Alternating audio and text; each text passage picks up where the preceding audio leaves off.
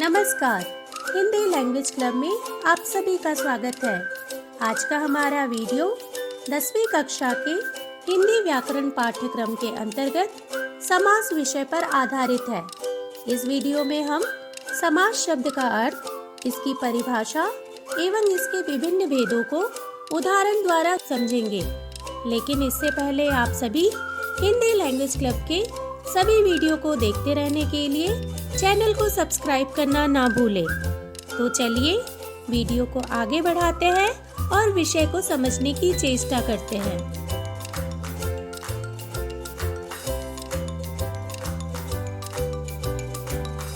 समास का शाब्दिक अर्थ है संक्षेपीकरण, यानी किसी भी चीज को छोटे करने की प्रक्रिया।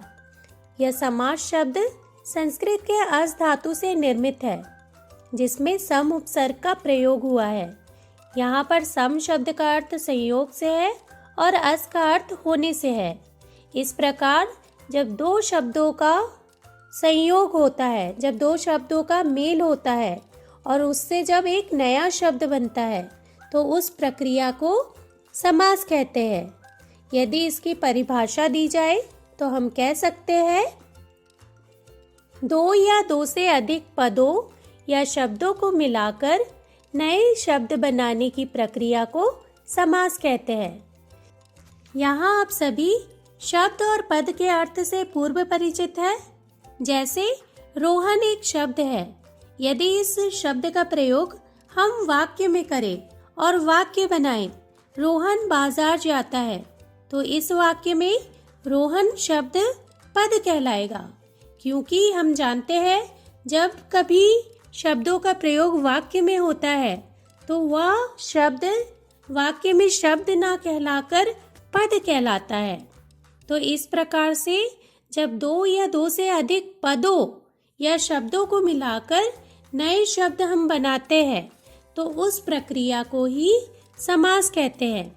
जैसे यहाँ हम एक उदाहरण देखेंगे, रस से भरा।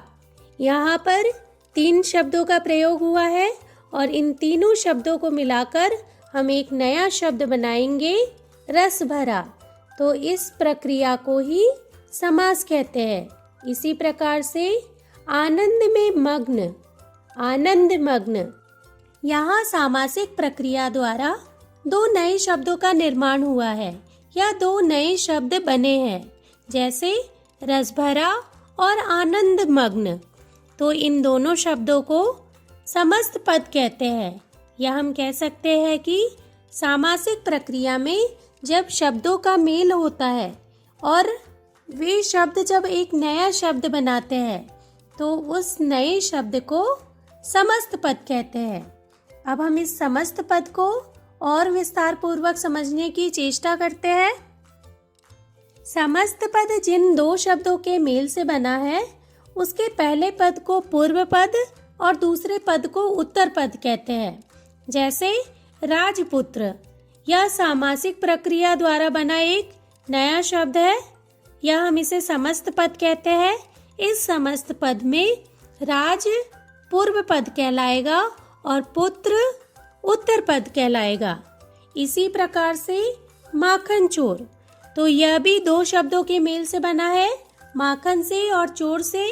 तो यहाँ पर माखन जो पहला पद है उसे हम पूर्व पद कहेंगे और चोर जो दूसरा पद या शब्द है उसे हम उत्तर पद कहेंगे। समास के सामासिक प्रक्रिया में जिस प्रकार 2 या 2 से अधिक शब्दों का मेल होता है और एक नया शब्द बनता है जिसे हम समस्त पद कहते हैं, उसी प्रकार से इन शब्दों को अलग भी किया जाता है और इस प्रक्रिया को भी एक नाम दिया गया है, जिसे हम समास विग्रह के रूप में जानते हैं। तो आइए इसको हम भली भांति समझने की चेष्टा करते हैं। समास विग्रह की यदि परिभाषा दी जाए तो हम कह सकते हैं, जब समस्त पद के सभी पद अलग अलग किए जाते हैं, तब उस प्रक्रिया को समास विग्रह कहते हैं। जैसे सुख प्राप्त सामासिक प्रक्रिया से बना हुआ एक समस्त पद है। यदि इसी समस्त पद के पदों को अलग किया जाए या इसके शब्दों को अलग किया जाए तो हम इस प्रकार से करेंगे, सुख को प्राप्त, सुख प्राप्त। तो यह प्रक्रिया समास विग्रह कहलाएगा। इसी प्रकार से हम बाकी के समस्त पदों को भी देखेंगे, जैसे प्रयोगशाला, प्रयोग के लिए शाला, देश भक्ति, देश के लिए भक्ति, गुणहीन, गुण से हीन।